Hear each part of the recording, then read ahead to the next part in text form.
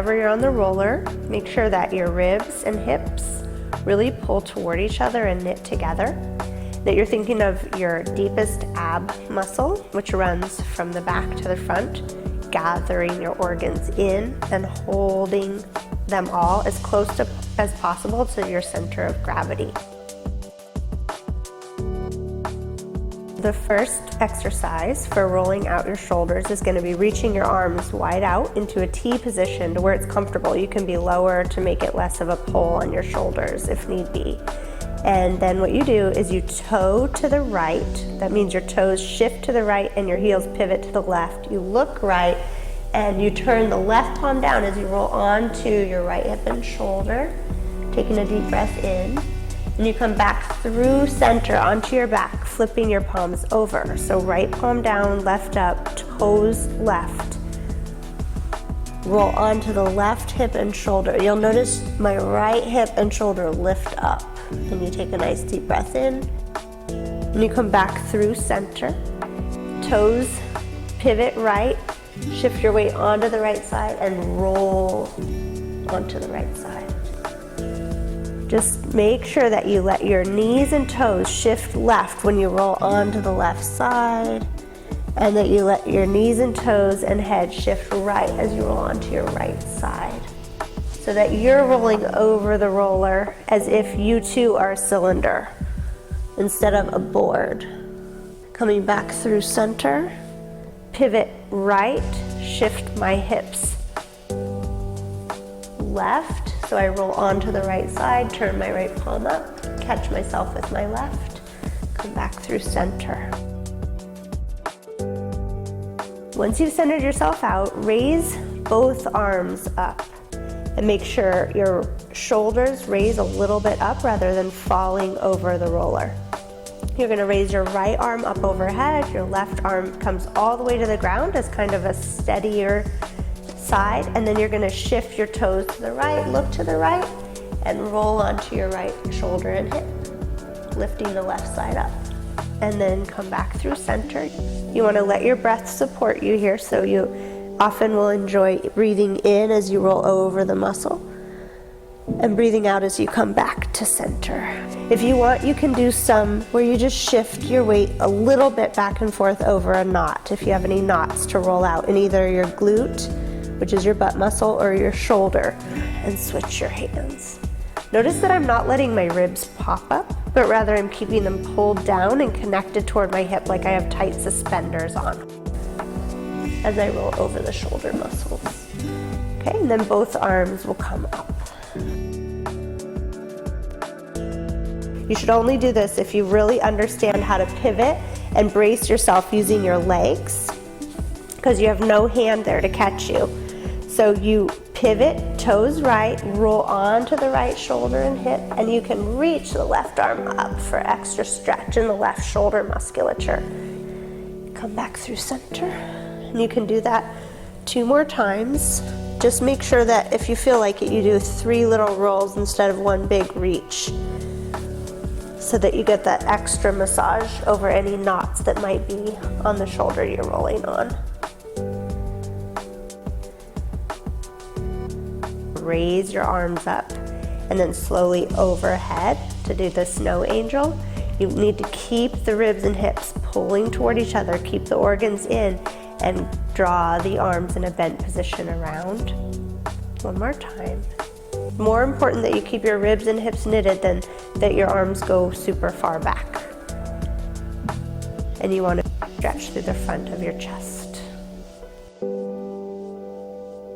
And then the other one, you cross your arms with your left elbow crossed over the right, and then allow your arms to wrap, having your elbows nice and high right in front of your chin. And then from there you relax a little bit through your shoulders, and you're going to be toeing to the right and roll on to the right side. Coming back through center, you toe left and roll onto the left side, taking a deep breath into your back. Coming back through center, and then you can switch which elbow is on top. Toe left, roll onto the left hip and shoulder. Deep breath in. Coming back through center. You only should do this one once you've really mastered controlling the roll action with your legs, because you have no help from your hands at all to catch you if you roll off the roller. And then you unravel and come on back down.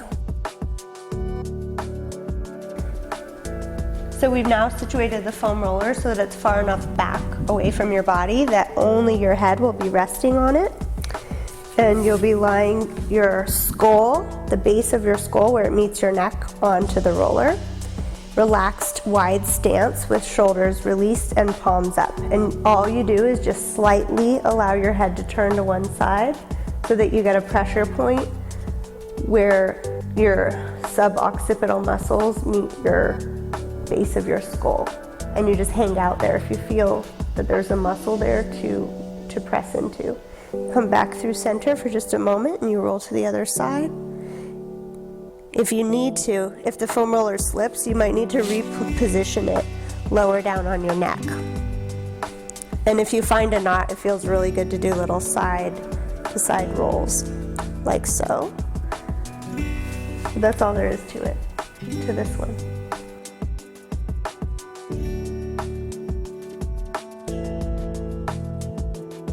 This exercise uses your legs to power the roll over the fascia of your upper back. So you're massaging out the trapezius muscles and the rhomboids. And what you do as you raise your pelvis up is you pull your weight forward onto your feet, leaning your head more and more back the more you roll up your back. And then you push the roller down your back more and more to your lower shoulder blades, keeping your pelvis nice and high and engaging your abdominal wall. So you'll see I'm kind of scooping out my abdomen as I do that. So I like to inhale as I roll up my back, leaning my head back, and exhale as I roll down my shoulder muscles. And then you again roll it up your back, leaning your head a little bit back, keeping your belly scooped in, and then again you press the roller down your back, doing a little bit of a sit-up. And if you need to, you can readjust your feet because you'll kind of roll more and more back in the room.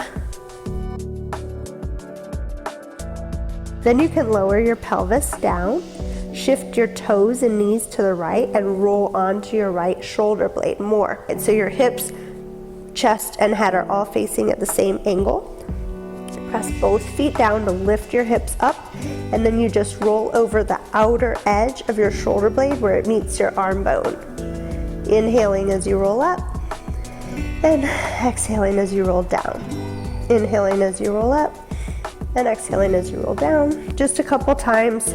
Lower the pelvis, shift the feet, pivoting left, roll onto the left shoulder blade. Then you lift your hips up, and you use your legs to power the roll. Just a small roll over where your shoulder blade meets your arm. And then you lower your hips, come back through center. Finally, you can extend your legs real long away from your pelvis. You have to have good, strong, healthy neck for this one. So only do it if you have strength in your neck. Reaching your arms up and over, you lift your chest up and back over the roller. You're gonna open them out slowly and inhale, and then come back up and overhead. So it's just a small movement, opening them toward 90 degrees, but not all the way to 90, and then back overhead. Inhaling as you open, exhaling as you raise. And then nod your head, take your hands behind your skull, and roll yourself back up. That's it.